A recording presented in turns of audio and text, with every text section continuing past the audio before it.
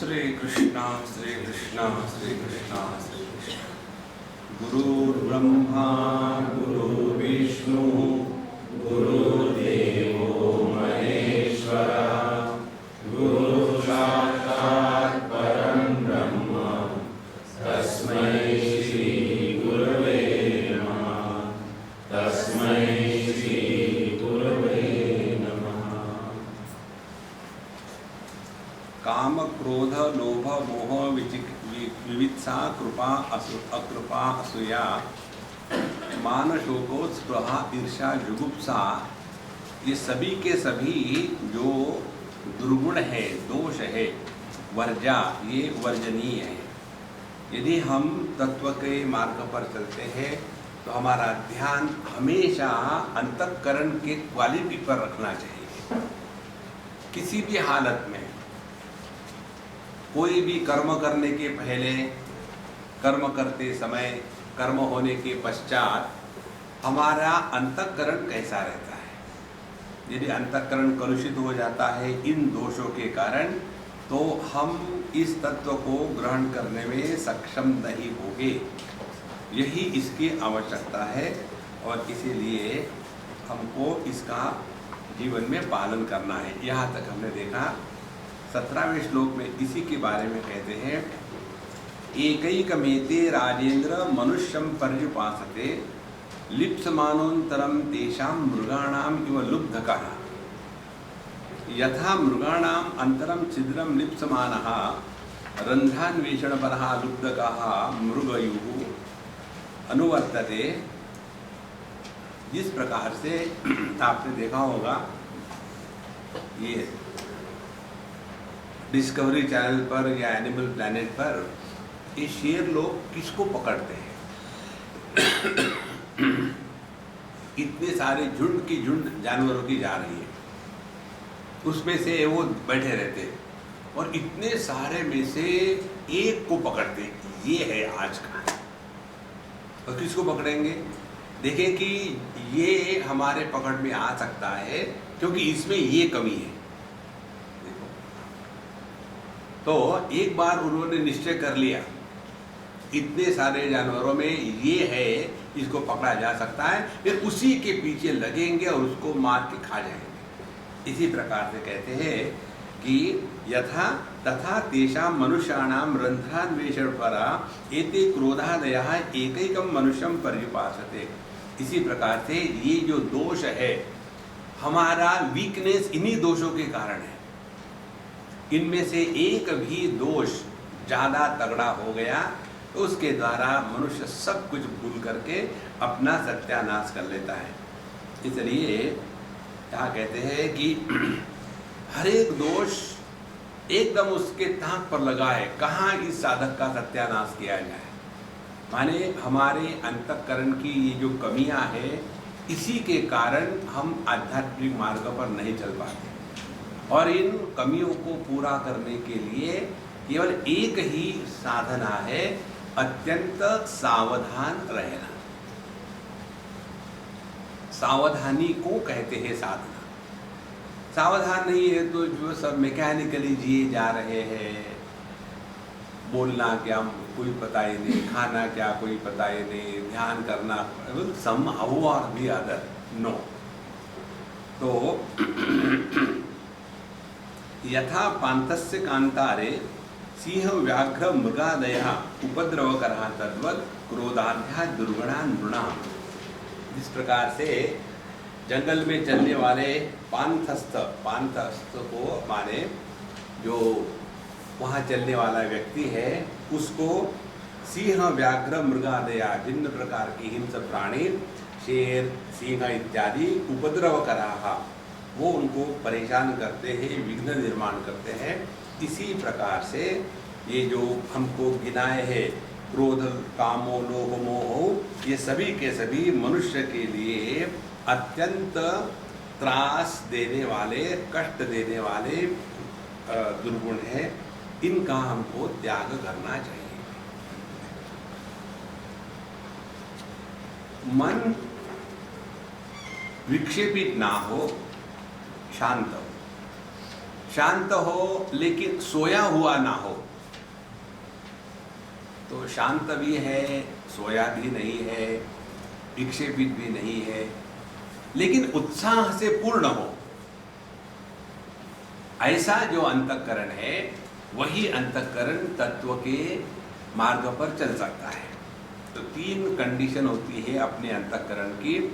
एक तो it has to be quiet, it has to be alert and it has to be vigilant. मन जब शांत है, क्वाइट है, तो अलर्ट है कि नहीं? देखो, अलर्टनेस की साधु संत उपमा देते हैं जैसे कुत्ते की नींद। तो कुत्ता सो रहा हो लेकिन इतना अलर्ट हो, थोड़ा कुछ हो गया तो जग जाता है। अलर्ट। विजिलेंट ये देखना है कि कहीं हमारा मन गलत प्रकार के विचार तो नहीं कर रहा है, कहीं हमारा मन मनोराज्य में तो नहीं भटक रहा है, कहीं हमारे मन से उत्साह तो समाप्त नहीं हो गया है। इस प्रकार से विजिलेंस के द्वारा मन की क्वालिटी देखना, अलर्टनेस के द्वारा कहीं मन निद्रा में प्रवेश तो नहीं कर रहा है, और क्वाइटनेस के द्वारा मन तत्व चिंतन के लिए तैयार है। इस प्रकार से साधक को अपने मन की देखभाल करनी चाहिए। अब इसके पश्चात नृशंस सप्तकम आह। अब 7 नृशंसों का वर्णन करते हैं। संभोग संवत् विषमेधमानो दत्तानुतापि कृपणो बलीयान वर्ग प्रशंसी वनिताम च द्वेष्टि एते परे सप्त नृशंस रूपा। ये 7 नृशंस है। नृशंस का तात्पर्य क्या है? मनुष्य में जो अत्यंत अधमाधम व्यक्तित्व है उसको नृशंस कहते हैं। संभोग विषये संवित् बुद्धि यस्य वर्तते स संभोग संवित्। जिसकी बुद्धि केवल भोग में ही लगी है, हमेशा भोग की ही बातें, खाना क्या है, पीना क्या है, कहाँ जाना है, क्या मजा करना है, दूसरा कोई विचार ही जिसके जीवन में नहीं है, वह है संभोग संवित्। ऐसे जो संभोग संवित् होते हैं उनका एक ही केवल अखंड विचार चलता है कितने भोग कर सके। और ये भोग करने की पराकाष्ठा मनुष्य को ऐसी स्थिति पर पहुंचा सकती है जैसे अफ्रीका में कोई 1-2 जैसे हो गए बड़े बड़े लोग, वो मनुष्य का मांस खाते थे। अभी रिसेंटली मैं पढ़ रहा था इंटरनेट पर, उसको अभी मौत की सज़ा हो गई। उसने अपने बॉस को खुश करने के लिए अपने सबॉर्डिनेट के बीवी के बच्चों को मरवा करके खिलाया, क्योंकि उसको वो खाना अच्छा लगता है। तो जो व्यक्ति भोग में इतना लत हो जाता है कि उसकी पराकाष्ठा कहीं भी जा सकती है, तो संभोग संवित्। इसीलिए भोग में व्यक्ति ने करते समय यही ध्यान रखना है कि कहीं हम इसमें ज़्यादा तो नहीं उलझ रहे हैं। अच्छा, फिर विषमेघमाना विषम इव परेशान उपद्रवम कृत्वा एधमाना वर्धमाना। ये विषमेधमाना का तात्पर्य है जैसे जहर जो खाता है उसको नुकसान पहुंचाता है, मार देता है। इसी प्रकार से इस व्यक्ति का व्यवहार, इस व्यक्ति की उपस्थिति, इस व्यक्ति का जगत के साथ रहना होना सबको उपद्रव ही करता है। देखो, तो ऐसे उपद्रव करने वाले को कहते विषमेधमाना। ये उपद्रव करने वाले की कहानी मैंने पढ़ी कहीं तो भी, बड़ी सुंदर कहानी है। एक गांव में एक आदमी रहता था और सबको परेशान करता था। अकेला था, अकेले ही आदमी परेशान करता है। शादीशुदा है वो परेशान होता है। तो ये अकेला ही था। अब उसने रोज सुबह जब उठना और हर एक के यहाँ जाना, भाई क्या चल रहा है, कैसे चल रहा है, इधर की बात उधर, उधर की बात उधर, दोनों को बुला देना, तमाशे देना। लोगों को मालूम था ये झूठ बोलता है, फिर भी वो करता था और सफल होता था। एक दिन उसके मरने का समय आ गया तो उसको चिंता हो गई, मेरे मरने के बाद लोगों को उपद्रव कौन देगा। विषमेधमाना कौन देगा। फिर उसने क्या किया, अपना घर अंदर से बंद कर दिया, दरवाजे खिड़कियाँ सब कुछ, और कोने में जा कर के ऐसा मर गया, शीर्षासन करते ने वैसे सर नीचे पैर ऊपर, कोने में एक पैर इधर एक पैर उधर, हाथ ऐसे, और ऐसा करके मर गया। अब दूसरे दिन आया ही नहीं, तो लोगों ने सोचा होगा आ जाएगा, कहाँ जाता है, सबको परेशान करता है। जिसको रोज परेशान होने की आदत है ना, परेशानी नहीं हुई तो वो परेशान हो जाते हैं। आज आए नहीं, गुप्ता जी क्या बात है, रोज तो आते, क्यों नहीं आए? अच्छा, एक दिन निकल गया, दूसरे दिन भी नहीं आया। फिर ये लोगों ने सोचा कुछ हो गया होगा, देखते, दरवाजा बंद अंदर से, जल्दी खुलता भी नहीं, क्योंकि उसका सिद्धांत ये था लोगों को उपद्रव करना। अंदर से ऐसा उसने ठोक ठाक के बंद कर दिया था कि बड़ा मुश्किल से तोड़ा। अंदर गए, देखा कि मरा पड़ा है, अरे रे बेचारा अकेला मर गया। अब वो ऐसी पोस्टर में मरा था, राइगर मॉर्टी सेट हो गया उसका। अब उसको निकाला और लेट करके ले जाना है, उसके पैर नीचे करते तो वो खड़ा हो जाता, उसके शरीर को नीचे करते तो टांगे कमिटमेंट। तो जो अन्य को बहुत ही परेशान करता है, इस प्रकार से दुष्यन द्वेष कर्मम कृत्वा प्राणिनाम तद्वारेणम एदमानः, तो अनेक प्रकार के द्वेष युक्त कर्म करके लोगों को परेशान करना ही इसका एक सिद्धांत है। दत्तानुतापी, दत्तानुतापी माने यहाँ पूर्वम धर्म बुद्ध्या धनादिकम दत्वा पश्चात किमर्थम अहम दत्तवान इति तप्तः भवति स दत्तानुतापी। पंजाबी में कहावत है कि नेकी कर कुएं में डाल, माने अच्छा करो और भूल जाओ।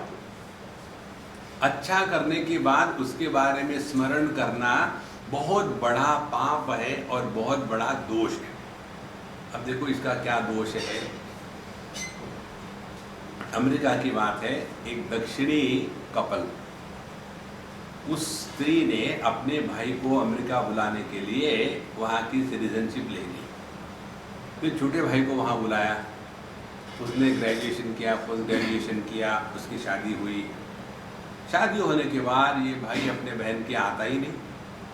तो जब हम थे तो उन्होंने मुझे कहा कि देखो, हमने उसको यहाँ लाने के लिए सिटीजनशिप ली, उसके पश्चात उसको पढ़ाया, ग्रेजुएशन कराया, पोस्ट ग्रेजुएशन कराया, शादी कराई, उसका घर सब कुछ किया उसके लिए, लेकिन अब वो आता है नहीं, बात ही नहीं करता, क्या हो गया उसको। हमने कहा ठीक है, हम बात करेंगे, देखेंगे। उनके यहाँ जब हम गए, इतना अच्छा लड़का, कोई समस्या नहीं। तो आने के पश्चात फिर उसकी सिस्टर ने मुझे पूछा मेरा भाई क्या कहता है। वो तो बहुत अच्छा है, कोई प्रॉब्लम है नहीं, आपने जैसा का वैसा तो है नहीं वो। फिर वो हमारे साथ ऐसा क्यों व्यवहार करता है, लोगों के साथ नहीं। हमने कहा इसका एक कारण ये हो सकता है, तुम उसको 10 बार बताती होगी कि तुमको मैंने इंडिया से लाया अपने खर्चे पर, तुमको मैंने पढ़ाया, तुम्हारी शादी मैंने कराई। देखो, अच्छा करने के बाद जब जताते हैं ना, तो अगला आदमी के अस्मिता पर चोट लगती है। एक समझ लेना, हम जगत में किसी का कुछ भला नहीं कर सकते। भला करने वाला ईश्वर है, और उस ईश्वर ने हमको चुना है कि हमारे माध्यम से किसका भला होवे। इसका अर्थ ये नहीं है कि हम किसी का भला करते हैं, लेकिन व्यक्ति थोड़ा बहुत किसी का भला कर दिया, किसी को दान धर्म कर दिया, और किसी को कुछ देने के बाद उसका हिसाब रख रहा है। हमने आपको वो शॉल दी थी, उसका आपने क्या किया? एक बार कहाँ की बात है,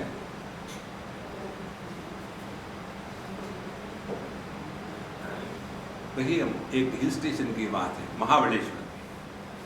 हम वहाँ गए थे, सत्संग चल रहा था, एक अम्मा ने हमारे लिए शॉल लाई।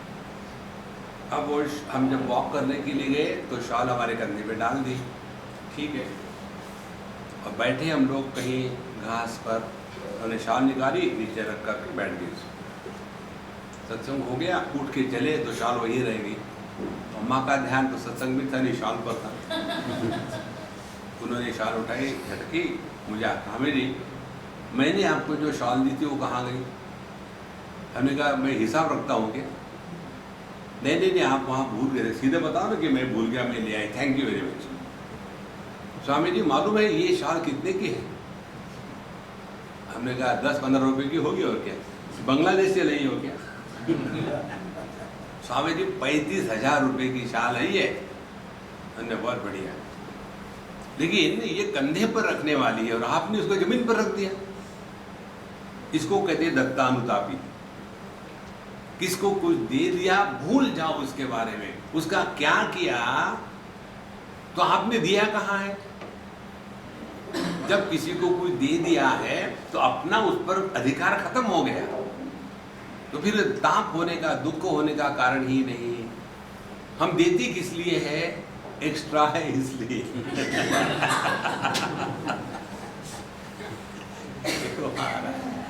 दत्तानुतापी, फिर आदमी खामोखाम दुखी रहता है।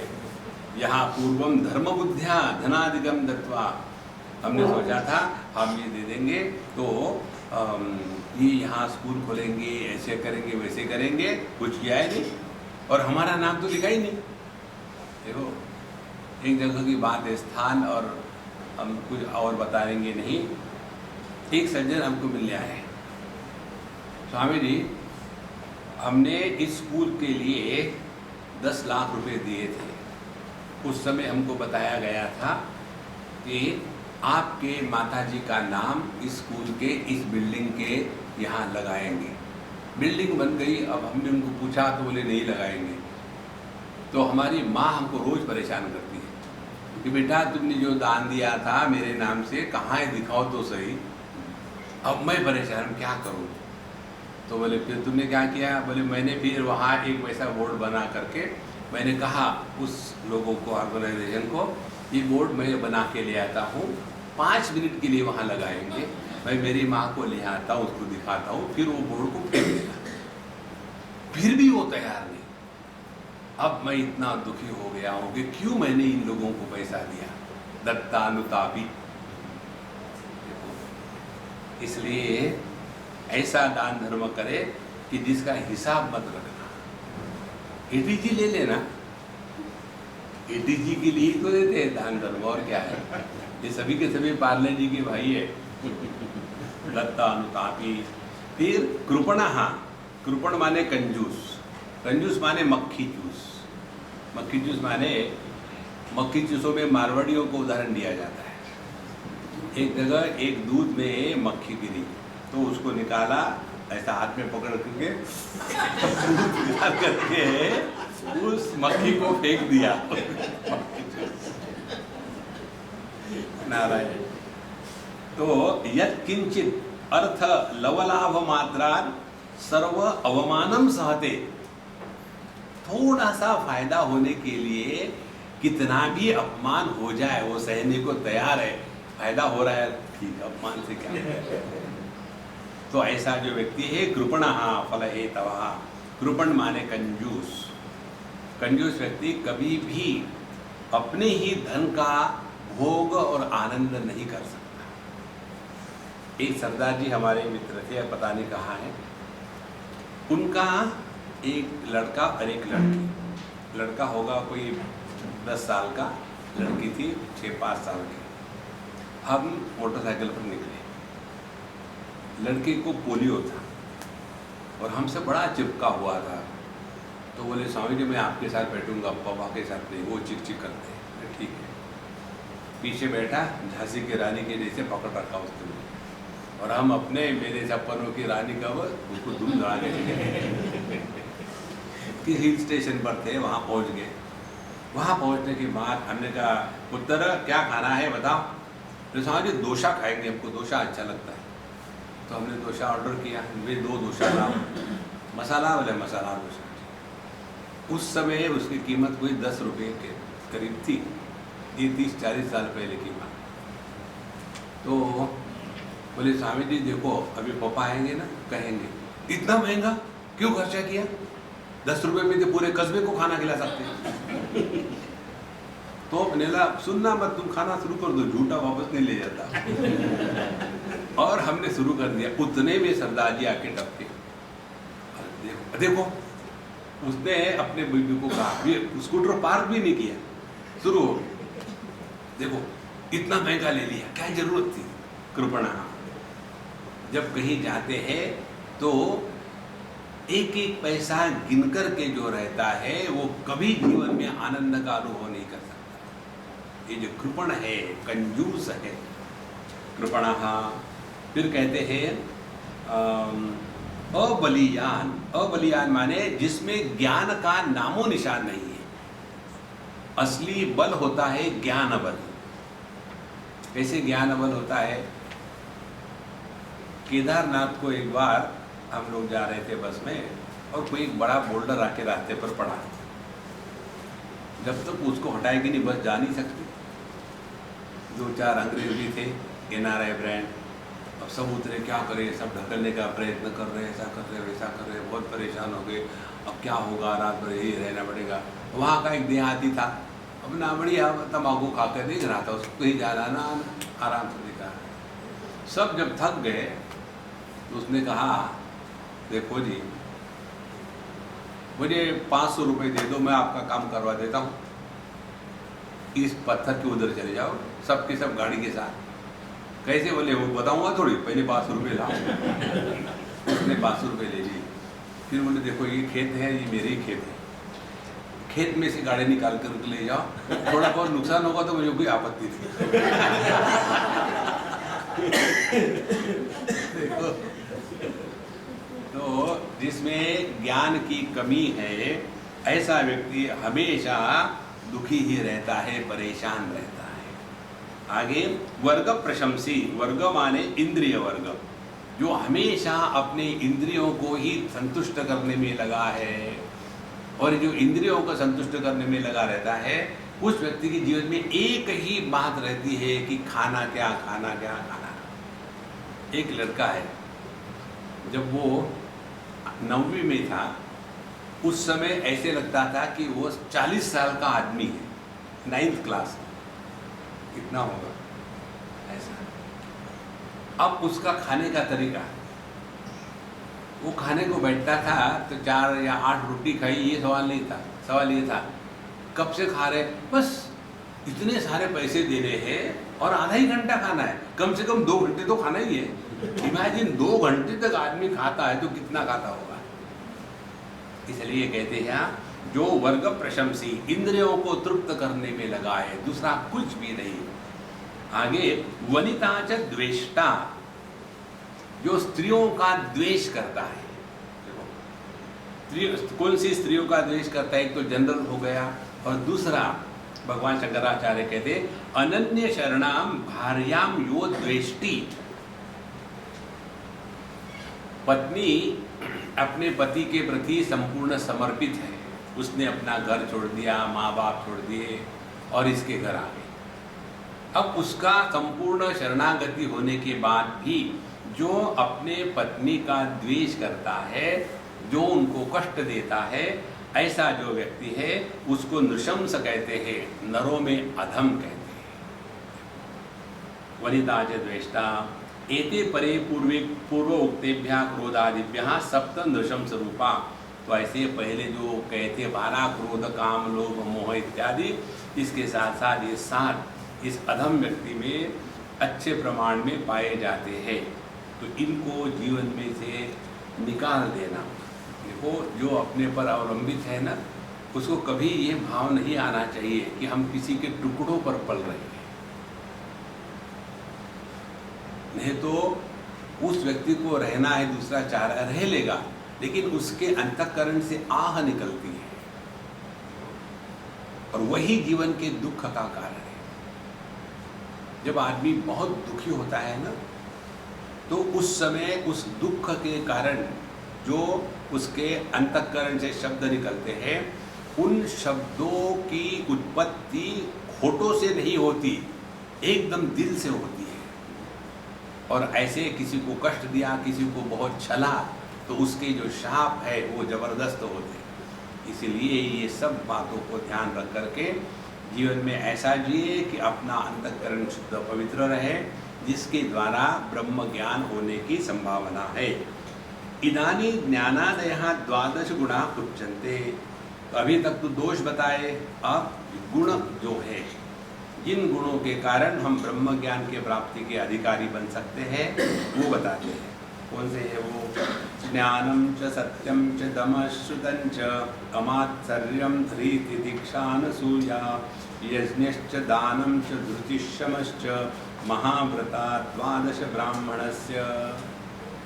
जो ये ब्रह्म तत्व को पाने के लिए निकल पड़ा है, उसके लिए ये महाव्रत है।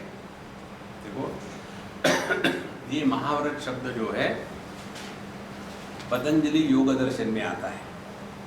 वहाँ शम, वहाँ यम और नियम, यम 5 है, अहिंसा, सत्य, अस्तेय, ब्रह्मचर्य और अपरिग्रह, ये 5 यम है और 5 नियम है। शौच, संतोष, तपस्वाध्याय, ईश्वर प्रणिधानानि नियमा। ये 10 जो है यम नियम, उनका अपने जीवन में 100% पालन करना, कोई भी एक्सक्यूज नहीं, तब उसको कहते हैं उसने महाव्रत किए हैं।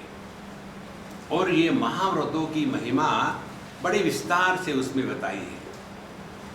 तो अष्टांग योग में जो 8 अंग है, उसमें से यम नियम को सबसे ज्यादा महत्व दिया गया है और सबसे कम महत्व किसको दिया गया है? आसन को। पूरे योग सूत्र में आसन के लिए केवल 2 सूत्र है। एक सूत्र है स्थिर सुखम आसनम, दूसरा सूत्र है प्रयत्न शैथिल्य अनंत समापत्तिभ्याम। तो पूरे जो योग का पूरे दुनिया में चक्कर चल रहा है, उसमें केवल ये 2 ही को लेकर के योगा बन गया है। पहले जो महाव्रत है उधर किसी का ध्यान नहीं, इसलिए ये महाव्रत है। कौन से है ये महाव्रत? 12 महाव्रत है। ज्ञानम तत्वार्थ संवेदनम, पहला महाव्रत है ज्ञानम, माने तत्व को जानना और उसी में लगे रहना। अब तत्व किसको कहते हैं? तत्व कहते हैं, तत्व ये शब्द बनता है तत् इस धातु से, तत्तनोति। जैसे लोहे को खींचा जाता है तो उसकी तार बनती है, उस तार को तंतु कहते हैं। तो जो अखंड है उसको तत् कहते हैं। तो ये जो संपूर्ण जगत है, इसमें जितने नाम रूप है अनेक है, जीव जगत ईश्वर भेद है, इन सब में जो एक अखंड है, जिसमें कहीं खंडित नहीं हुआ है, उसको कहते हैं तत्व। तो कहते हैं यहाँ ज्ञानम तत्वार्थ संवेदनम।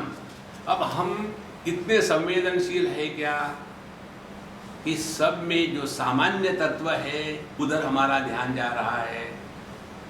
भेद को, डिफरेंसेस को जानना, इसके लिए कोई बुद्धि नहीं लगती। एकत्व को ढूंढने के लिए बुद्धि लगती है। एक स्कूल में हमने पूछा बच्चों को, भाई देखो हमको सबको एक होकर के रहना है, तो पहले ये बताओ हम लोगों में क्या क्या अनेकता है, भेद क्या क्या है, डिफरेंसेस क्या क्या है। एक एक ने हाथ उठाया, तुम बताओ। शुरू कर दिया। कोई लड़के हैं, कोई लड़कियां है, भेद। दूसरे ने बताया कोई लंबा है, कोई नाटा है। तीसरे ने बताया कोई काले है, कोई गोरे है।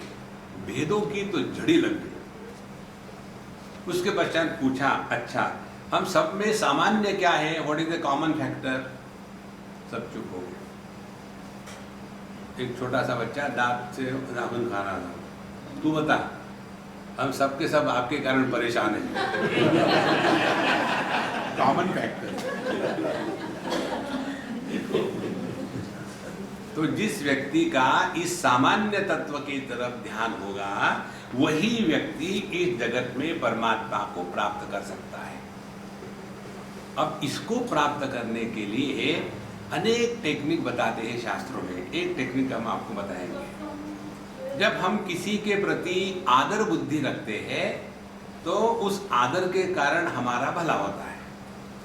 तो सबके प्रति आदर कैसा होगा? तो आदर किसके लिए होता है? जिसमें कोई तो भी श्रेष्ठत्व हम जानते हैं, उसी के प्रति आदर होता है। तो यह श्रेष्ठत्व 4 प्रकार का होता है।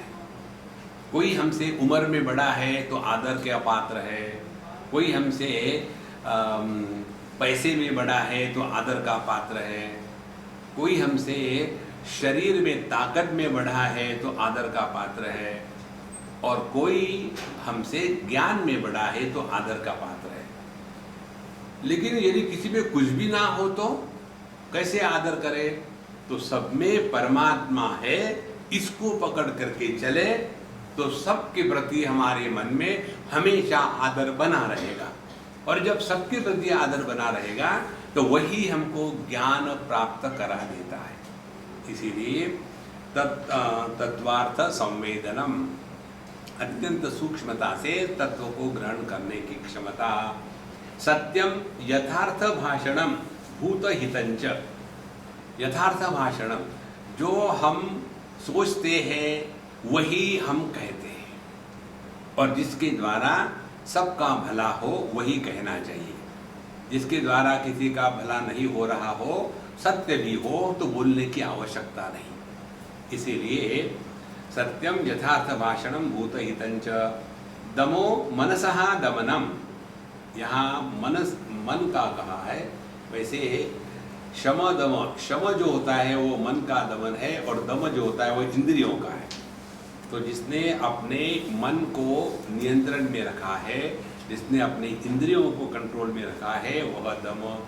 श्रुतम अध्यात्म शास्त्र श्रवणम, ये वेदांत की बड़ी महत्व की साधना है। वेदांत में 3 प्रकार की साधनाएं बताते हैं। पहली है परंपरागत साधना, जो हम जहाँ रहते हैं वहाँ की जो परंपरा है, रूढ़ी है, ट्रेडिशन है, उसके अनुसार जीवन जीना चाहिए। अपने को 30 मार्क का बना करके अलग नहीं रहना है, तब जा करके हम सबके साथ रह सकते हैं। दूसरी है बहिरंग साधना। बहिरंग साधना में आ जाता है कि हमारा व्यवहार कैसा है, और हम सबके लिए मदद करते हैं, और किसी से झगड़ा नहीं करते, इत्यादि बहिरंग साधना। फिर अंतरंग साधना शुरू हो जाती है, जिसमें हम शम दम उपरति श्रद्धा समाधान इत्यादि होने के कारण अब अंतःकरण इतना शांत हो गया है कि जिसमें अपने आप जिज्ञासा प्रकट हो जाती है। जिस अंतःकरण में जिज्ञासा प्रकट हो जाती है वही श्रवण मनन निधिध्यासन संभव है।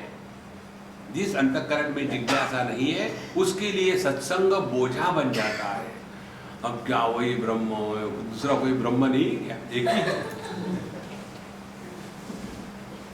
एक बार एक हमारे मित्र थे अग्रवाल करके, वो हमको 2 दिन सुनने के बाद बोले, स्वामी जी मुझे आपसे कुछ पर्सनल बात करनी है। हमने कहा मुझे कुछ आपको बताना नहीं मेरे बारे में। बोले भाई नहीं, वैसे नहीं, एक सजेशन है। क्या सजेशन? अब आप भी विद्यार्थियों को पढ़ा रहे, मैं देख रहा हूँ 3 दिन से, सुबह ब्रह्म, लंच के बाद ब्रह्म, डिनर के बाद ब्रह्म। बेचारे परेशान हो गए, कोई दूसरा बताओ ना। तो हमने कहा कि दूसरा हो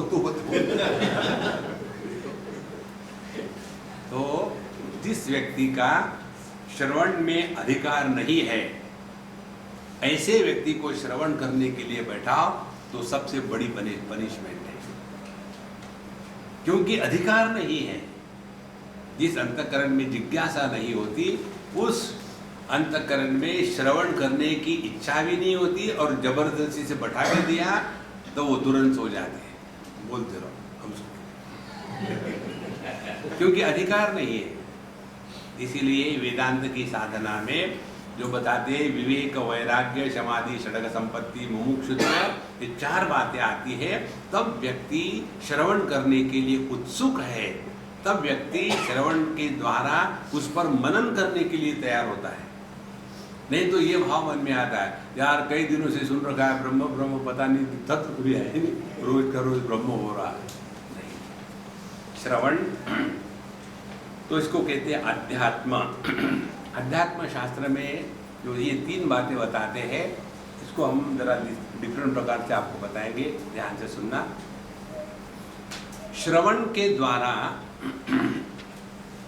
हमारे अंतःकरण में जो बात मालूम नहीं थी वो मालूम हो जाती है। अज्ञान था तो वो श्रवण करके हट गया, लेकिन हट तो गया लेकिन पूरा नहीं हटा, अभी संदेह बचा हुआ है। तो जिस ज्ञान में संदेह होता है उसी ज्ञान को अज्ञान कहते हैं, अपूर्ण ज्ञान। फिर इस संदेह को मिटाना पड़ेगा, तो संदेह को मिटाने के लिए दूसरी प्रक्रिया है, उसको कहते हैं मनन। मनन माने जो हमने सुना वो किस प्रकार से ठीक है, ये पॉजिटिवली समझने का जो प्रयत्न है उसको कहते हैं मनन। मनन हो गया। अब तीसरी बात होती है विपरीत भावना। विपरीत भावना किसको कहते हैं, जरा ध्यान से सुनना। हम जब कहते हैं क्या इस आभूषण में सुवर्ण है, क्या समुद्र में पानी है, इसको कहते हैं विपरीत भावना। वास्तविकता देखा जाए तो सुवर्ण में आभूषण अध्यारोपित है, पानी में समुद्र है, समुद्र में पानी नहीं है। इसी प्रकार से हमारी इस समय की धारणा क्या है, हम देह के अंदर है, इसको कहते विपरीत भावना। वास्तविकता क्या है, देह हमारे अंदर है, हम देह के अंदर नहीं है। अब इसको ऐसा समझ लो, अपने शायद ये आपको बताया होगा, अपना जो फोन होता है ये फोन साउंड वेव्स में होता है। फोन के अंदर में साउंड वेव्स नहीं होती, लेकिन वो बाहर की जो साउंड वेव्स है वो हमारे लिए प्रकट नहीं है, अप्रकट है। और वही साउंड वेव्स इस फोन के अंदर प्रकट हो जाती है, तब हमको सुनने को आता है। तो हम क्या सोचते हैं कि क्योंकि आवाज फोन के अंदर से आ रहा है इसीलिए ये साउंड वेव्स अंदर है। नहीं, फोन साउंड वेव्स के अंदर है, साउंड वेव्स फोन के अंदर नहीं है। इसी प्रकार से हम जो सत्यम ज्ञानम अनंतम ब्रह्म है, हम उस परमात्मा तत्व में यह देह है, तो वह परमात्मा इस देह में जीव के रूप में प्रकट हो रहा है। तो यदि हमने अपने आप को जीव माना तो हम देह के अंदर है। यदि हमने अपने परमात्मा स्वरूप को, ब्रह्म स्वरूप को स्वीकार कर लिया तो देह हमारे अंदर है। अब ध्यान से सुनना, यदि फोन साउंड वेव्स के अंदर है, साउंड वेव्स फोन के अंदर नहीं है, तो यदि फोन स्विच ऑफ कर दिया तो साउंड वेव्स का कोई नुकसान है क्या? यदि फोन टूट गया तो साउंड वेव्स का कोई नुकसान नहीं। इसी प्रकार से देह में परमात्मा जीव रूप से प्रकट हो रहा है। तो यदि यह देह मर जाता है, जीव भाव प्रकट नहीं हो रहा है, तो उसके द्वारा इस परमात्मा में कोई हानि नहीं। ये विपर्य है, उल्टी समझ। इस उल्टी समझ को निकालने के लिए निधिध्यासन। निधिध्यासन का तात्पर्य विचारों की एकतानता, लगे रहे कि देह हमारे अंदर है, हम देह के अंदर नहीं है। देखो, जैसे मछली पानी में है, पानी मछली में नहीं है, और इसीलिए एक्वेरियम से 2-4 मछलियों को निकाल डालो तो पानी को कोई फर्क नहीं पड़ता। 2-4 मछलियां डाल दो तो पानी को कोई फर्क नहीं पड़ता। इसी प्रकार से यह जो अखंड अनंत पर ब्रह्म परमात्मा तत्व है, इसमें कितने भी देह निर्माण हो गए, कितने जीव प्रकट हो गए या नष्ट हो गए, इस परमात्मा में कोई फर्क नहीं पड़ता। यह सत्यम ज्ञानम अनंतम ब्रह्म, ये अपना स्वरूप है। यो वेद निहितम गुहायाम परमे व्योमन्न, जो इस चिदाकाश को पहचानता है उसके जीवन की सभी कामनाएं हमेशा के लिए समाप्त हो जाती है। माने परमात्मा की प्राप्ति किसको कहेंगे? जिसमें कोई भी इच्छा या कामना प्रकट नहीं होती, उस अनुभूति को कहते हैं परमात्मा। तो श्रुतम अध्यात्म शास्त्र श्रवणम, इसलिए साधना के पक्ष में ये बात समझ लेना, कम से कम इच्छाओं को एंटरटेन करना। इच्छाएं, सभी की सभी इच्छाओं को यदि आपको समराइज करना है तो दो इच्छा होती है, एक जीने की, दूसरी मरने की। जीने की इच्छा इसलिए होती है क्योंकि मैं देह हूं, देह मरता है, मैं मरना नहीं चाहता। मरने की इच्छा इसलिए होती है मैं देह हूं, देह मर जाएगा, झंझट खलास। दोनों इच्छाएं प्रारंभ होती है देहात्म भाव से। इसीलिए जब सभी की सभी इच्छाएं समाप्त हो जाती है, इसका तात्पर्य हमारा देहात्म भाव समाप्त हो गया, जीवात्म भाव समाप्त हो गया, और फिर हम अपने अनंत स्वरूप में रहते हैं। तो श्रुतम अध्यात्म शास्त्र श्रवणम, तो अध्यात्म शास्त्र का श्रवण करने से पहली बात होती है अपने दृष्टि में परिवर्तन आ जाता है। दृष्टि के परिवर्तन का उदाहरण ऐसा ले लो, एक लड़के को मेडिकल कॉलेज में एडमिशन मिल जाती है, बड़ी मुश्किल से, कोटा सिस्टम से मिल गई। कोटा प्लस डोनेशन, मुश्किल से एडमिशन मिल गई। जब वो पहले ही दिन कॉलेज से बाहर घर आ जाता है तो घर के लोग उसको कहना शुरू कर दे, डॉक्टर साहब आइए। होता है तो डॉक्टर साहब आइए। अभी बना ही नहीं, लेकिन डॉक्टर साहब बन गया। और फिर वो जाता है, ट्रीटमेंट होती है उसको। क्या ट्रीटमेंट होती है? उसके दृष्टि में परिवर्तन लाना, यही मेडिकल साइंस का एजुकेशन है। और जब वो बाहर निकल आता है डॉक्टर बन करके, अब उसके दृष्टि में पूर्ण परिवर्तन आ गया। पहले वो सबको देखता था कि अच्छे हैं और भाई है, बहन है, पड़ोसी है। अब ये सब गायब हो गया, अब सबको पेशेंट दृष्टि में परिवर्तन आ गया। और कहाँ की बात है? वॉशिंगटन की बात है। हम बड़े लंबी फ्लाइट से आए, 8:30-9 बजे करीब, तुरंत फ्रेश होकर के गए। हमारा वहाँ एक बड़े गार्डन में बढ़िया रिट्रीट थी 3 दिन की। तो वहाँ जाने के पश्चात हम इतने थके हुए थे, पहला सत्संग हो गया और फिर हम ऐसे खड़े थे, अरे राम, ऐसे हम खड़े थे। उतने में एक लेडी आई, हमको कहती, स्वामी जी मुझे आपसे कुछ पूछना है। मैंने कहा कि अम्मा पहले मुझे आपसे पूछना है, क्या आर यू नेफ्रोलॉजिस्ट? तो उसने एकदम शॉक जैसे लग गया। स्वामी जी आपको कैसे पता है? नेफ्रोलॉजी ये शब्द तो कोई इस्तेमाल भी नहीं करता, आपने पिन पॉइंट किया, आपको कैसे पता चला कि मैं नेफ्रोलॉजिस्ट हूँ? हमने कहा वो बाद में बताएंगे। अच्छा बताओ क्या है? बोले वही प्रश्न है। प्रश्न क्या है? मैंने कहा कि मैं बताऊँ तुम्हारा प्रश्न? क्या? बताओ। मेरे किडनी में स्टोन है। अरे राम, आप सब जानते हैं ना? हाँ जानता हूँ। और बताओ? बोले इतना काफी है। फिर उसने कहा कि आपने कैसा जाना ये सब? हमने कहा देखो, मैं जब ऐसा खड़ा था ना, तब तू मेरे पास आई। जो नेफ्रोलॉजिस्ट होते हैं उनको पता है किडनी में जब स्टोन होता है, यहाँ दबाने से रिलीफ मिलती है, इसीलिए किडनी स्टोन के पेशेंट ऐसे खड़े रहते हैं। और हमारे पंढरपुर के भगवान विठल, उनको भी किडनी स्टोन हो गया है, वो ऐसे ही खड़े हैं। उनको एक भी नेफ्रोलॉजिस्ट मिला ही नहीं है। दृष्टि में परिवर्तन आ गया। देखो, दृष्टि जब बदल जाती है तो जो है वो नहीं दिखता, जो ट्रेनिंग दिया गया है वो दिखता है।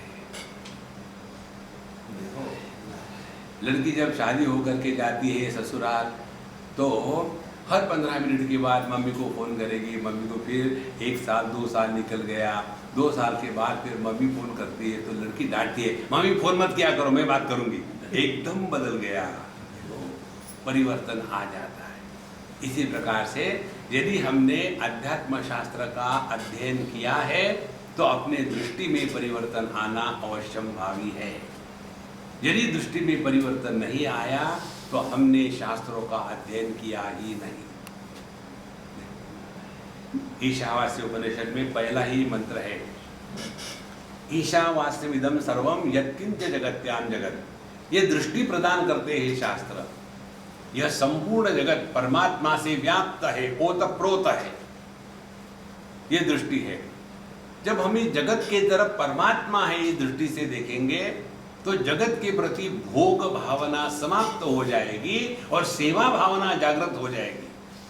देखो, तेन त्यक्तेन, अब भोग नहीं करेंगे जगत का, भुंजी था उस अपने स्वरूप में बैठे रहेंगे, आत्मानं पालयेथा। तो व्यक्ति जब भोग में लगता है तब अपना सत्यानाश कर लेता है, और जब व्यक्ति सेवा में लगता है तब अपना उद्धार करता है। तो ये जगत के प्रति जो हमारी दृष्टि भोग दृष्टि है, इसी के कारण हम इस जगत में फंसे हैं। तो यदि इस भोग दृष्टि से निकलना है तो ईशावास्यमिदं सर्वम यत्किंच जगत्याम जगत, यह संपूर्ण विश्व भगवान से ओतप्रोत है। फिर अगली बात आती है, माँ गृदहा कस्य सिद्धनम। ये सबका सब तो प्रभु का है, अपना क्या है इस दुनिया। जब 2 बातें हो जाती है ना जीवन में, संग्रह वृत्ति खत्म हो गई और भोग वृत्ति खत्म हो गई, तब जाकर के अपने में आध्यात्मिक प्रकाश आएगा। अन्यथा जहां भी गए केवल कितना मिलेगा, कितना मिलेगा कि नहीं मिलेगा, इसी में आदमी फंसा रहता है। हम अभी वहाँ गए थे न्यूजीलैंड, वहाँ से आए तो वहाँ जो हमारा ऑर्गेनाइज कर रहे थे, बोले स्वामी जी आपको अच्छा नहीं लगता लेकिन मुझे आपको बताना है ना, बताओ। फिर उन्होंने किसी का नाम बताया, बोले उनको हमने एक बार बुलाया। फिर पहली तो बात ये है, वो इतना हाई फाई बोलते हैं कि समझ में नहीं आता। दूसरी बात, उनकी दुनिया भर की कंडीशन है, हम इतने लोग आएंगे, हम बिजनेस क्लास से आएंगे, हमारे रहने के लिए 5 स्टार में अरेंजमेंट होना चाहिए और इतनी पब्लिसिटी होनी चाहिए, कम से कम इतने लोग होने चाहिए, इतनी सारी लिस्ट की लिस्ट हो जाती है। देखो ये सब व्यर्थ है।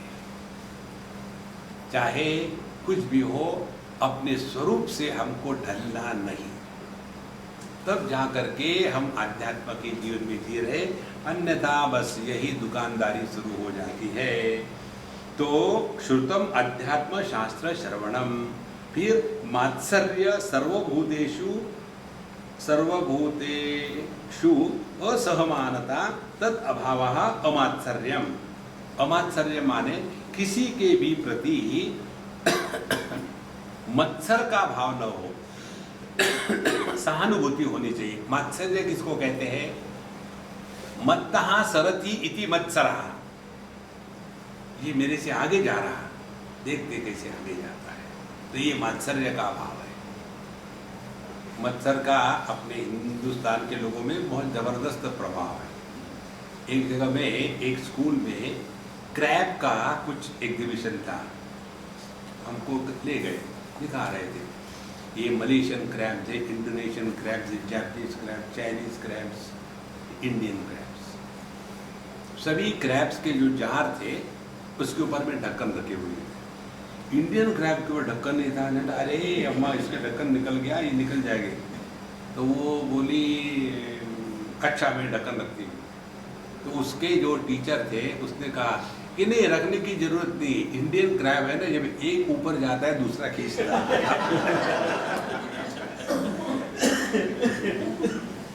मात्सर्य, मत्तः सरति इति भावः मात्सर्य। दूसरे की तरक्की देख करके जो जलता है उसको कहते हैं मात्सर्य।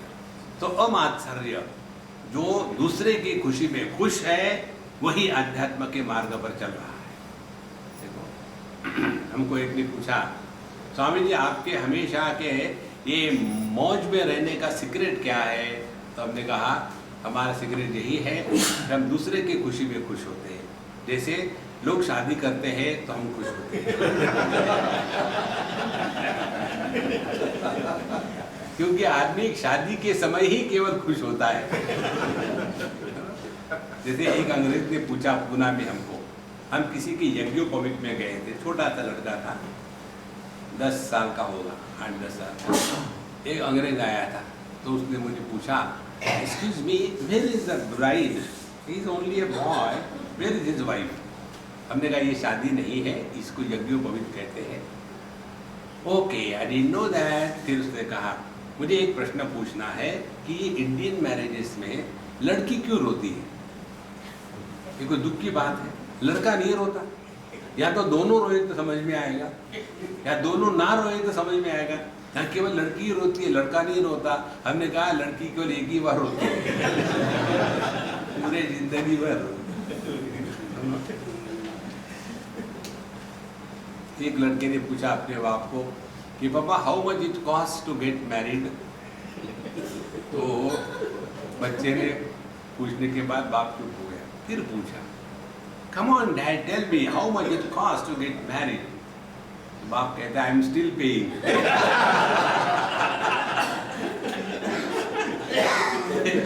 ये खत्म होने वाला नहीं है, ये चलता ही रहेगा। इसलिए मात्सर्य, दूसरे की खुशी में खुश हो जाओ तो अमात्सर्य का भाव होगा। और ये इतनी सिंपल साधना है कि खुश होने के लिए आपको कुछ नहीं करना, उसमें बड़े परेशानी होकर के खुश हो रहा है और आप फ्री में खुश हो रहे हैं। लेकिन दूसरे की खुशी में जब आदमी खुश नहीं होता तो हमेशा दुखी रहेगा। इसलिए मात्सर्य सर्वभूतेषु असमानता तद अभावः अमात्सर्यम। री का तात्पर्य है अकार्य करने लज्जा। मनुष्य को जैसे किसी को गाली गलौज करना है, सब लोग बैठे हैं, तो उस समय जब शर्म आती है ना तब आदमी चुप हो जाता है।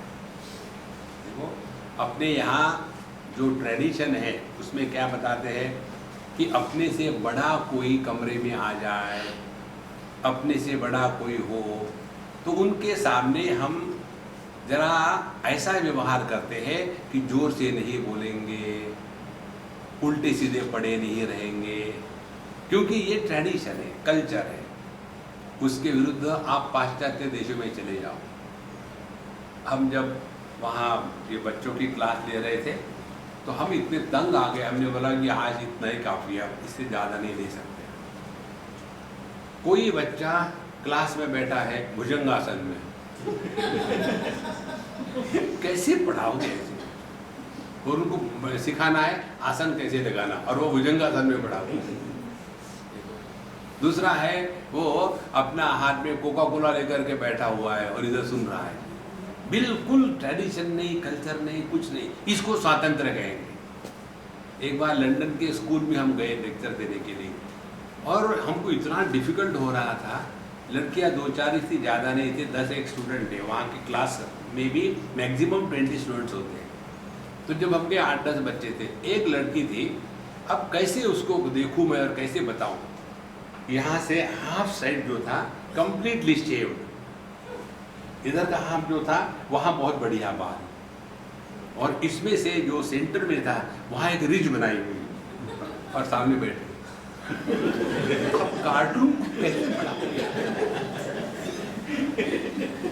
कोई कपड़े की मर्यादा नहीं, ड्रेस की मर्यादा नहीं। देखो इसलिए यहाँ जो बताते हैं व्यक्ति के जीवन में अकार्य करने लज्जा, ऐसी उल्टी सीधी चीज करने के लिए शर्म आनी चाहिए। देखो कहाँ की बात है, कैलिफोर्निया के शायद, मैं कोई न्यूज़पेपर पढ़ रहा था, उसमें एक एडवर्टाइजमेंट जैसा एक ब्लॉग था। ये स्कूल ने ये नियम लागू किया है। कौन सा नियम था जब आप पैंट पहनते हो तो आपकी अंडरवेयर दिखनी नहीं चाहिए, प्रिंसिपल। अब देखो, माने वहाँ के बच्चे कैसे हो गए, ABCD मालूम है ना आपको? ABCD माने अगो भाई चड्डी दिसते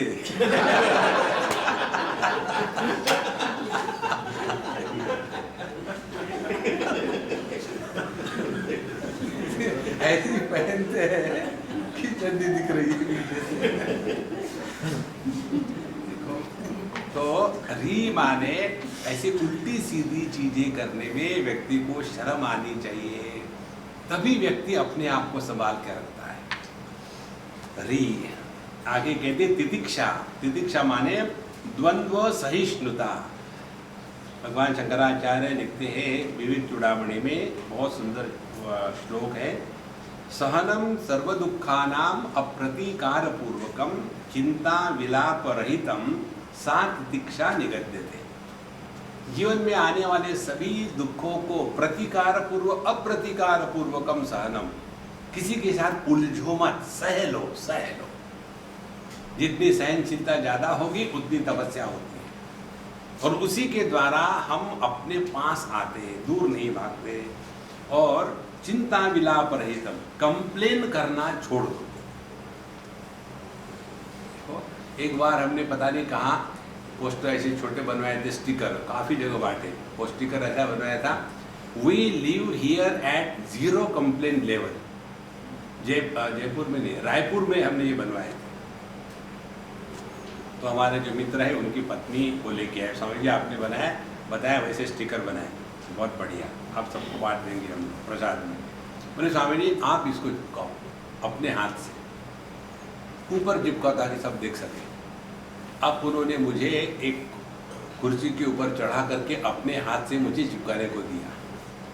मैं कहाँ, ऊपर चढ़ा और ऐसे चिपकाया, और वो एग्जैक्टली पैरेलल नहीं था, ऊपर के लाइन से थोड़ा टेढ़ा था। वो कहती है स्वामी जी ये टेढ़ा है। हमने कहा पढ़ो क्या है, नो कंप्लेन।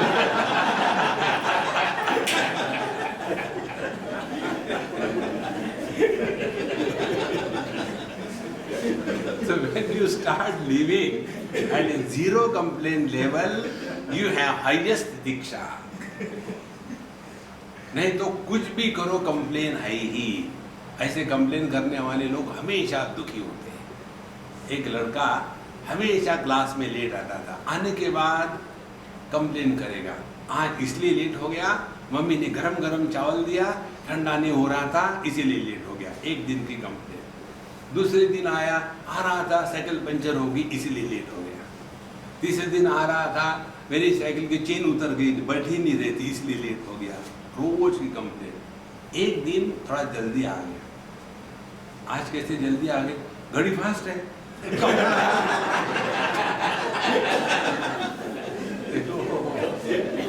ये जो कंप्लेन करने वाले होते हैं ना, वो कभी सुखी नहीं रहते। तो ऐसे ही लोग गाने लिखते हैं कि दुनिया बनाने वाले काहे को दुनिया, कंप्लेन है बाकी कुछ नहीं। तो तितिक्षा द्वंद्व सहिष्णुता, और ये हमको तब आ सकती है तितिक्षा, थोड़ा समझदारी का भाव ज्यादा होवे। जैसे जगत में हर चीज द्वंद्वों में ही है। आपके जीवन में केवल सुख कभी नहीं आएंगे, केवल दुख कभी नहीं आएंगे, केवल लाभ कभी नहीं होगा, केवल हानि कभी नहीं होगी, क्योंकि जगत बना ही ऐसा है। तो यदि जगत ऐसा बना है तो उसको स्वीकार क्यों न करें।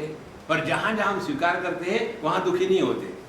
जैसे हमको मालूम है कि रात भी है दिन भी है, तो दोनों आते ही जाते हैं, तो हम कभी परेशान होते हैं क्या, अरे बाप रे रात आ रही है, नहीं हमको उसका परेशानी नहीं, दिन आता है तब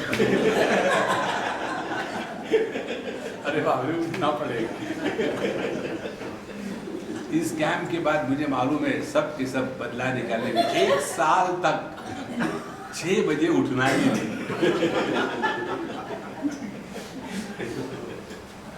5:30 बजे से लगा देते हैं ब्रह्म। तितिक्षा द्वंद्व सहिष्णुता। अनसूया पर दोषान अविष्करणम। अनसूया माने जो दूसरे के दोषों को नहीं देखता। देखो ये बहुत सुंदर बात है। एक लड़की थी, प्रिंसिपल की लड़की, वो अपने पिताजी के पास गई कि कहती है कि पापा वो जो टीचर है ना उनको निकाल दो अपने स्कूल से, बहुत खराब। तो प्रिंसिपल ज़रा समझदार व्यक्ति थे, उसने कहा कि देखो उनकी खराबी बताने के पहले मुझे उनके उसमें क्या एक भी गुण नहीं है उनमें, बोले उनके 10 गुण गिनाओ। तो उसने बताया वो अच्छे पढ़ाते हैं नंबर 1, उनका हैंड राइटिंग बड़ा अच्छा है नंबर 2, फिर तीसरी बात हर एक व्यक्ति स्टूडेंट की तरफ ध्यान देते हैं, फिर हमारी जो कापियाँ है उसमें एक एक चीज़ ठीक से देखते हैं, ठीक करते हैं। उसके बाद उनका हैंड राइटिंग बहुत सुंदर है और वो कोर्स पूरा कर लेते हैं। अब इतने सारे सद्गुण बताए, अब बताओ दोष क्या है? किसी के भी सद्गुणों की गिनती करो तो दुर्गुण अपने आप गायब हो जाते हैं। लेकिन हम में यही उनने वो तो सब ठीक है लेकिन ये क्यों? इसीलिए अनसूया के ही कोख से भगवान दत्तात्रेय पैदा होते हैं, हर एक के नहीं। तो किसी के भी दोष हमको देखने नहीं, जो जैसा है वैसा है। यज्ञ यज्ञ अग्निष्टोमादि महायज्ञश्च, तो यज्ञ माने अपने जीवन में केवल अपने ही लिए नहीं करना है, सबके लिए करना है। यज्ञ की परिभाषा भगवान श्री कृष्ण ने भगवद गीता में पूरी बदल दी। यज्ञार्थात कर्मणोन्यत्र लोकोयम कर्म बंधनः तदर्थम कर्म कौन्तेय मुक्त संगत समाचर। हे अर्जुन, जो कर्म यज्ञ के लिए नहीं किए जाते वही बंधन का कारण है। इसीलिए यज्ञ के लिए कर्म करो। यज्ञ किसको कहते हैं? भगवान का एक नाम यज्ञ है, माने ईश्वरार्पण बुद्धि से जो कर्म किए जाते हैं उन कर्मों के द्वारा हम कभी भी बंधन में नहीं आते। इसीलिए यज्ञ माने अपने जीवन के सभी कार्यकलाप परमात्मा के लिए हो गए। अब ध्यान से सुनना, ये ईश्वरार्पण बुद्धि से कार्य करने का तात्पर्य क्या है? आप किसी पुष्टि मार्ग के यहाँ चले जाओ, बड़ा आनंद आता है।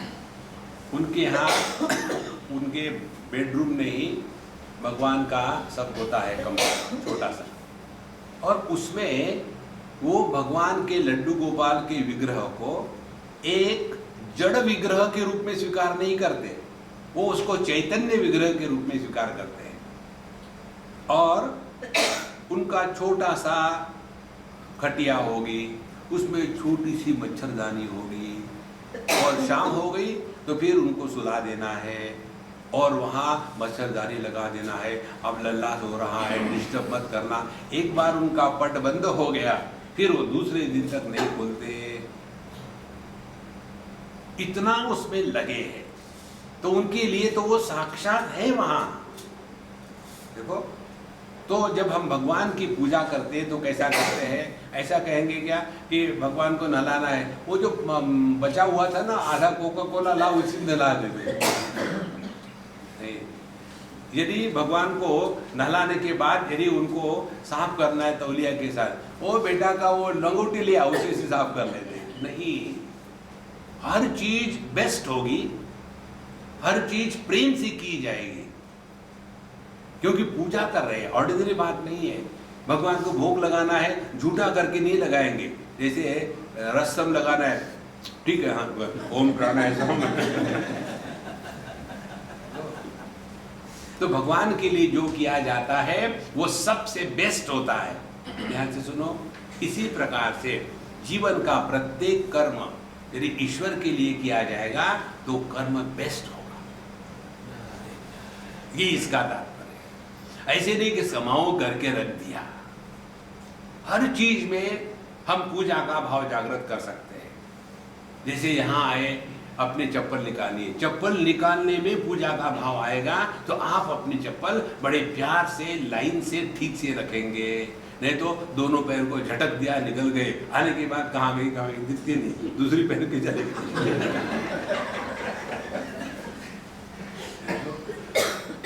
इसलिए जो कार्य यज्ञ के दृष्टि से भगवान को अर्पण करने के दृष्टि से किया जाता है ऐसा ही व्यक्ति अपने कर्म में सकुशल रहता है। तो मुक्त संग समाचर, भगवान कहते दो शब्द का वहाँ उच्चारण, मुक्त संग, किसी भी कर्म में कर्म फल में आसक्ति नहीं, और समाचर, लेकिन जो भी कर्म कर रहे हैं परफेक्शन पर्सोनिफाइड, हर चीज में परफेक्शन होवे, देखो कैसा जीवन में आनंद आता है। लेकिन ये परफेक्शनिस्ट जो होते हैं ना, ये दुखी भी परफेक्टली होते हैं। कारण क्या है, ये अन्य को परफेक्शन चाहते हैं। मैं जैसा परफेक्ट हूं वैसा हर एक आदमी परफेक्ट होना चाहिए, ये कभी होता नहीं। लेकिन इनका तो परफेक्शन है ही, इसीलिए दुखी भी परफेक्टली होते हैं। क्या हो गया? कुछ नहीं हुआ। फिर मुंह ऐसा क्यों फुलाए बैठे हैं परफेक्टली?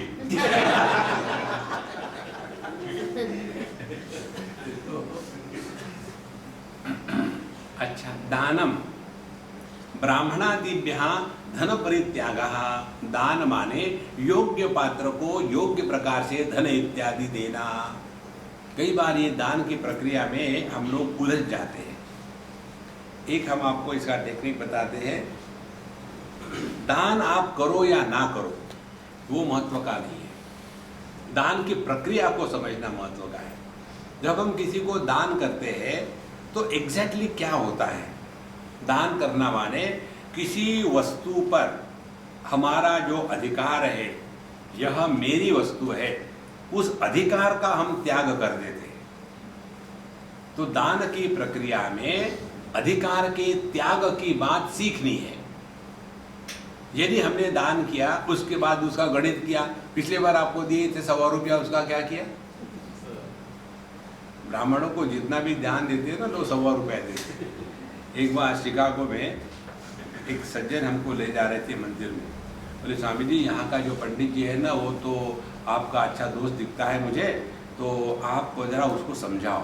क्या समझाओ? बहुत ग्रीडी है ये, ऐसा ग्रीडी है, हम उसको $500 देते हैं महीने की तनख्वाह, इतना उसके जिंदगी में कभी उसको मिला नहीं होगा।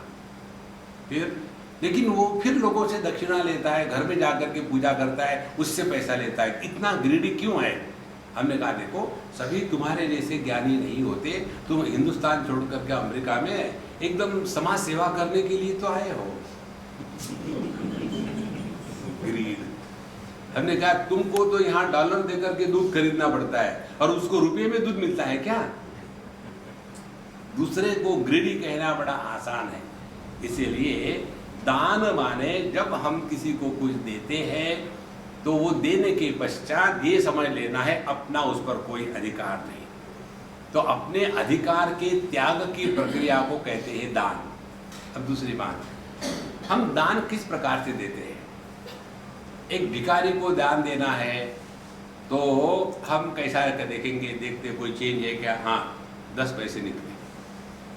एक बार एक गाड़ी में, ट्रेन में एक भिखारी आया भीख मांगने के लिए, एक बूढ़ा बैठी थी, तो रुको बेटा रुको, उसने अपना बटुआ खोलना बड़ा मुश्किल से खोला है, और बटुआ खोलने के बाद उसके अंदर में एक और छोटी सी पूरी थी, उसके अंदर में एक जिप लॉक की बैग थी, उसको दिख ही नहीं रहा था, बड़े मुश्किल से खोला। खोलने के बाद 10 नए पैसे का सिक्का निकाला, ले। उस भिखारी को इतना गुस्सा आया कि उसने 1 रुपया दिया, रख ले।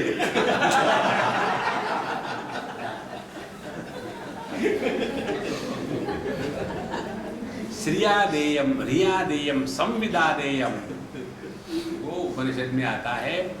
देते समय खुले दिल से देना चाहिए। ऐसे नहीं कि देना है, अपने पर्स को खोला, उसमें से देखा कौन सी पुरानी नोट है, कितनी फटी हुई है, निकलते समय 2 टुकड़े हो गए। तो दान का तात्पर्य इस प्रकार से।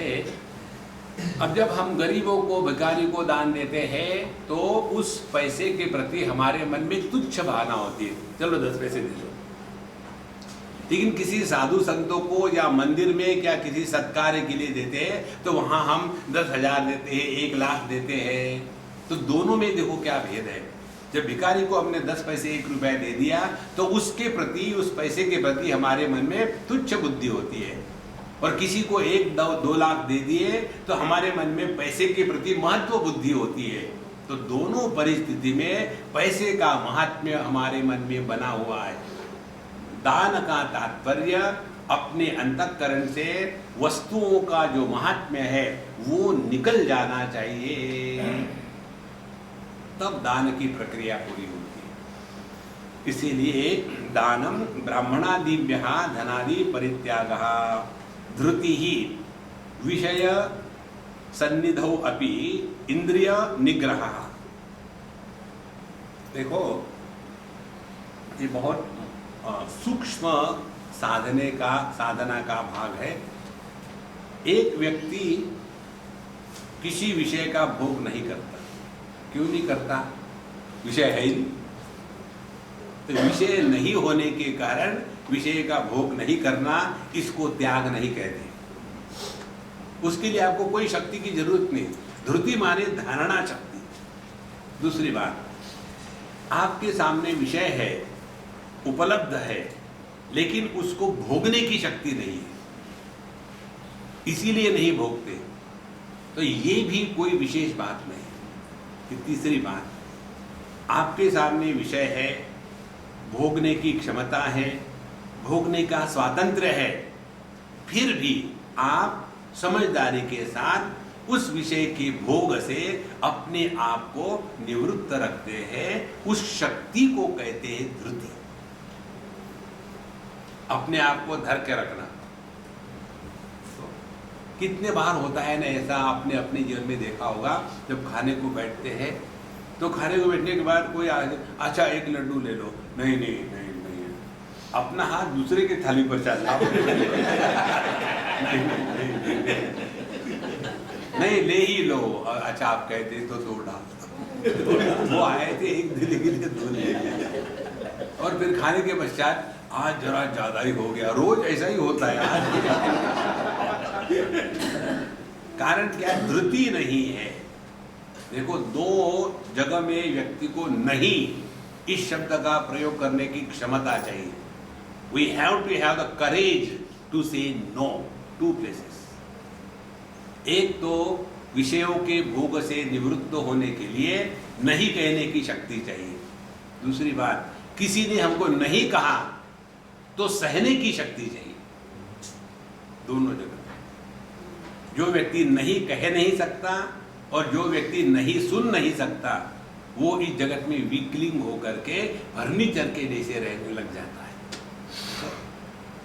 अभी हम गए थे ऑस्ट्रेलिया, हमारे एक मित्र, उनकी फार्मेसी है, तो फार्मेसी में गए, दिखा रहे थे कि स्वामी हमने ये नया लिया, एक्सटेंड किया, देख रहे थे। उतने में एक कस्टमर आया, बोले 1 मिनट स्वामी। उसने फट से 2 गोलियां खोली, उसको दे दी, उसका टिक मार्क किया रजिस्टर में, वो आदमी चला गया। हमने कहा ये क्या किया तुमने? कोई प्रसाद वितरण हो रहा है? बोले स्वामी जी यहाँ ऐसा है कि जिनको हीरोइन की एडिक्शन हो गई है, हीरोइन आप एक बार पहला ही डोज ले लो, जिंदगी भर के लिए एडिक्शन हो जाता है। इतना भयानक है वो औषध दवाई। तो बोले इन लोगों ने एक आध बार स्कूल में जाते हैं, कॉलेज में जाते हैं, मजाक के लिए एक बार ले लेते हैं और जिंदगी भर के लिए ये एडिक्ट हो गए। यदि उनको ये हीरोइन नहीं मिली तो ये कुछ भी कर सकते हैं, कोई भी क्राइम कर सकते हैं, इतना उनको तकलीफ होती है। इसीलिए गवर्नमेंट ने ये सोचा इन क्राइम को मिटाने के लिए ज़्यादा खर्चा होता है, इसके स्थान पर इन लोगों को फ्री भी हीरोइन दे दो, ये अपने आप शांत रहेंगे। कितना इंटेलिजेंट अप्रोच है। एक पेशेंट को जेल में रखने के लिए जितना खर्चा आता है, उतने खर्चे में पूरे ऑस्ट्रेलिया के जितने भी हीरोइन एडिक्ट है उनको साल भर की दवा दी जा सकती है। और फिर वो उसमें इतने हो जाते हैं, क्यों कि पहले बार जब उनको कहा गया था वो नहीं कह सके। Never give any chance to fall down. इसलिए धृति, उसके लिए आंतरिक बल, आंतरिक शक्ति चाहिए। फिर कहते हैं क्षमा अंतःकरण उपरति बहिःकरण उपरति इति च केचित्। शम माने अपने इंद्रियों को और अपने मन को सहजता से हम विड्रॉ कर सकें। और ये तभी हो सकता है कि जब हमारे नहीं कहने में जोर होगा। तब कोई आपको परोसने के लिए आया आमरस, आप गुजराती हो और आमरस आ गया, आमरस ले लो, नहीं थोड़ा ले लो, अच्छा दे दो, पहले नहीं भी दम ही नहीं था। यदि उसी समय कह दे नहीं चाहिए, अगले बार हिम्मत नहीं करता कोई, ठीक है ना, नहीं भी हाँ ज्यादा होती है। क्षमा एते ज्ञानादयः महाव्रताः, तो ये जो 12 बताए हैं, ज्ञान, सत्य, दम, श्रुति, अमात्सर्य, रीत, तितिक्षा, अनसूया, यज्ञ, दान, धृति और शम, ये जो 12 है इनको महाव्रत बता गए हैं। महाव्रत माने किसी भी हालत में इन व्रतों का त्याग नहीं करना, किसी भी हालत में, तब ये महाव्रत होते हैं। और यही महाव्रत परम पुरुषार्थ साधन भूताः ब्राह्मणस्य, इसी के द्वारा इस साधक को परमात्मा की उपलब्धि हो सकती है, अन्यथा नहीं। अब देखो ये जितना भी हमने पढ़ा ना, ये सब का सब कहाँ हो रहा था, केवल ऑपरेशन माइंड, मन के ऊपर ही सब कुछ चल रहा है। ये जितनी भी बातें हैं, जैसे ज्ञान मन में है, सत्य मन में है, दम, श्रुति, अमात्सर्य, रीति, दीक्षा, ये सब मन के भिन्न भिन्न भाव है। जिसने अपने इस मन को ठीक रखा है वही तत्व के प्राप्ति का अधिकारी बनता है, अन्यथा नहीं। इसीलिए ये जो गुण है जो साधक के जीवन में होने चाहिए, इसकी स्तुति अगले श्लोक में कहते हैं, उसको हम अगले बार लेंगे। ओम पूर्णमदः पूर्णमिदं पूर्णात् पूर्णमुदच्यते पूर्णस्य पूर्णमादाय पूर्णमेवावशिष्यते। ओम शांति शांति शांति।